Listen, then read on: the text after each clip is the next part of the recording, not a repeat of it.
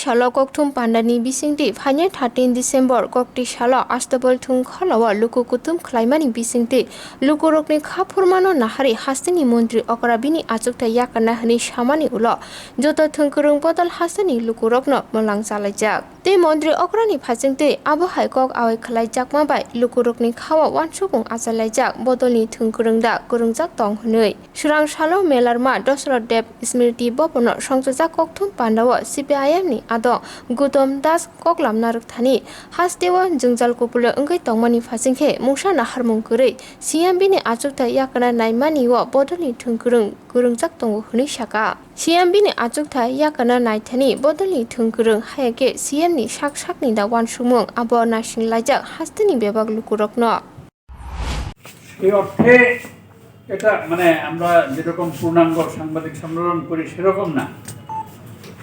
কালকে কয়েকজন সাংবাদিক বন্ধু মুখ্যমন্ত্রী বিপ্লব দেবের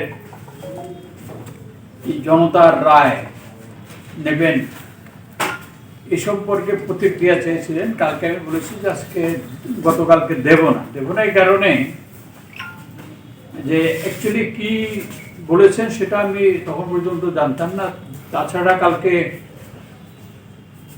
এই প্রথম আমাদের দেশে স্বাধীন ভারতে কৃষকদের দাবিতে কৃষক সংগঠনগুলোর ডাকে ভারত বন্ধ ছিল। সুতরাং এই বন্ধের খবরগুলো মার খেয়ে যাবে, এই জন্যই আর কালকে কিছু বলিনি, বলেছিলাম যা বলার আজকে বলবো। এই জন্যই মানে প্রতিক্রিয়া জানানোর জন্য আর দু একটা বিষয় সম্পর্কে আমাদের বক্তব্য জানা। এখন এখানে শুনেছি যে বাইরের ঠিকাদাররা এখানে আগরতলায় এসে তারা বাসা ভাড়া করে করছেন, সেখান থেকে কাজ বাগিয়ে নিচ্ছেন, মেনটেন্যান্স হয় না। যে সোনামুড়ার মানুষ দুর্ভোগে রয়েছে, একটা ওখানকার সাবস্টেশন জ্বলে গেছে, কয়েক লক্ষ মানুষের দুর্ভোগ চলছে, এদিকে কোনো নজর আছে? যাই হোক, যে এই সমস্ত করে নাটক করে তিনি পার পাবেন না, বিপ্লব দেব পার পাবেন না। এই হচ্ছে তার গতকালকের তথাকথিত জনতার রায় বা গণভোট সম্পর্কে বক্তব্য, আমাদের প্রতিক্রিয়া জানালাম। এটা তো কোথায় গণভোট এরকম হয় নাকি? তো বললাম এটা একটা প্রহসন, নাটক করছেন। এখানে কোথায় আমাদের সংবিধানের মধ্যে এরকম আছে নাকি? আর এখানে কেউ বলেছেন আর এটাকে স্বামী বিবেকানন্দ ময়দান কি জায়গা নাকি গণভোট নেওয়ার? সমস্ত এই সরকারটাই সমস্ত বেআইনি কার্যকলাপ চালাচ্ছে, সমস্ত আইন শৃঙ্খলার কোনো অস্তিত্ব নেই। আমরা তো বারবার বলছি যে গণতন্ত্রের অস্তিত্ব নেই, আর এরাই এই সমস্ত করছে। আর আইন শৃঙ্খলা যদি অবনতি ঘটে, wheel be responsible, chief minister will be responsible. আরো যদি অবনতি ঘটে, এমনিতে তো নেই।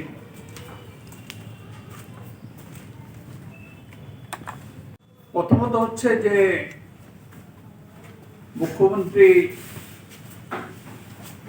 তাদের দলের পর্যবেক্ষক আসার পরে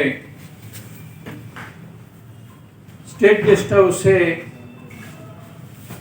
এই দলের বিধায়ক, কর্মী, সমর্থক এদের বিক্ষোভের পরিপ্রেক্ষিতে গতকালকে যেটা বলেছেন যে উনি জনতার রায় নেবেন 13 তারিখ। এর বক্তব্যের মধ্য দিয়ে যে শাসক দল, মানে শাসক এই জোটের শরিকদের মধ্যে প্রধান দল বিজেপির মধ্যে রাজ্যে যে ক্ষমতা নিয়ে প্রচন্ড রকম দ্বন্দ্ব চলছে, উৎকট তার বহিঃপ্রকাশ ঘটছে, এটা তিনি কালকে প্রকাশ্যে আনলেন।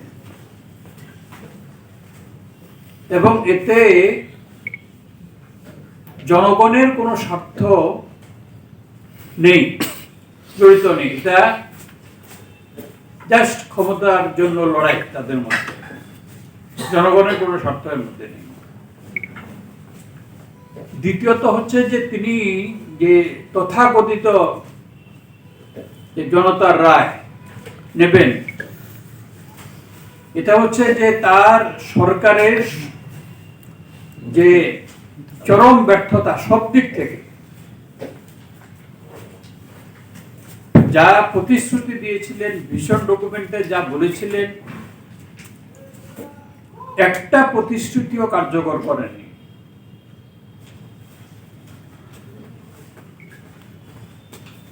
এই ব্যর্থতার বিরুদ্ধে মানুষ ক্ষুব্ধ, নানাভাবে তার বহিঃপ্রকাশ ঘটছে। গতকালকে বন্ধের মধ্যে দিয়ে তার বহিঃপ্রকাশ ঘটেছে। এদিক থেকে মানুষের দৃষ্টি সরানোর জন্য তিনি এই তথাকথিত জনতার রায় বা গণভোট এই সমস্ত করছেন। এটা অনেকে বলেছেন, দেখলাম এটা একটা নাটক ছাড়া আর কিছু না।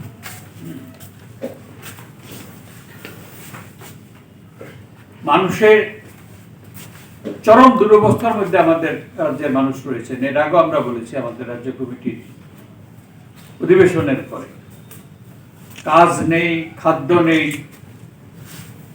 অনাহার মৃত্যু করছে এবং অনাহারে আত্মহত্যা করছেন এবং মানুষ কোন রকমে ঋণ করে বাঁচার চেষ্টা করছেন। এই অবস্থায় মানুষের জন্য কিছু না করে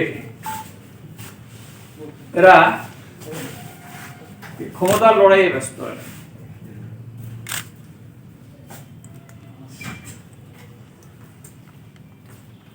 মুখ্যমন্ত্রীর বক্তব্যের পদ্ধতি এগুলি নিয়ে কোনো ইয়ে নেই, জনগণের সমস্যাগুলো নিয়ে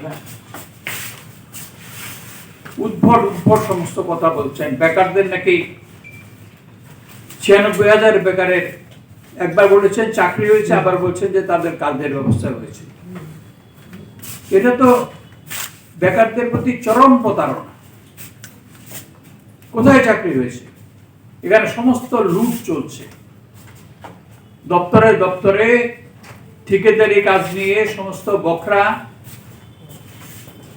মন্ত্রীদের, বিধায়কদের, এমপিদের, আর কাজের কাজ তো কিছুই হচ্ছে না। রাস্তাঘাটগুলো ভাঙা, পানীয় জল নেই। এটা বিদ্যুতের 5টা ডিভিশন বেসরকারি